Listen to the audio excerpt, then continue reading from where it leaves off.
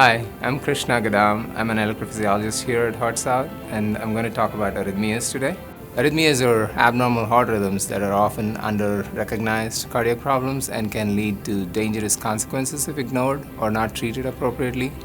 Typical symptoms you may experience with abnormal heart rhythms can mimic those due to other cardiac conditions like a heart attack or heart failure, and often include palpitations, which are abnormal sensation in the chest, feeling like your heart is racing or beating abnormal, or some people describe it as flip-flopping in their chest. Sometimes may also be associated with chest discomfort, shortness of breath at rest or with exertion, dizziness, near passing out or passing out, fatigue, etc.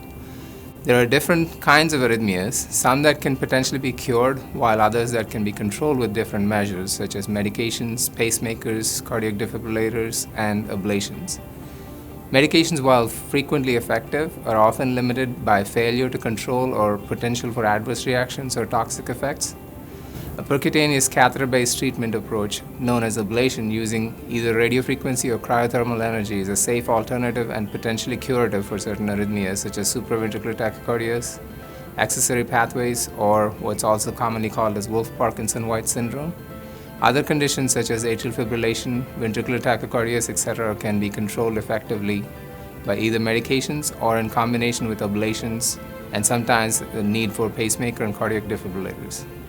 Atrial fibrillation is the most prevalent heart rhythm abnormality, which is associated with increased risk of congestive heart failure and strokes, and is also a frequent cause of hospitalization.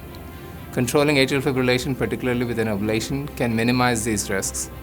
Also, patients with atrial fibrillation are usually prescribed anticoagulants or blood thinners such as warfarin or Coumadin or Eliquis, Xarelto, Pradaxa, which are newer medications for stroke prevention.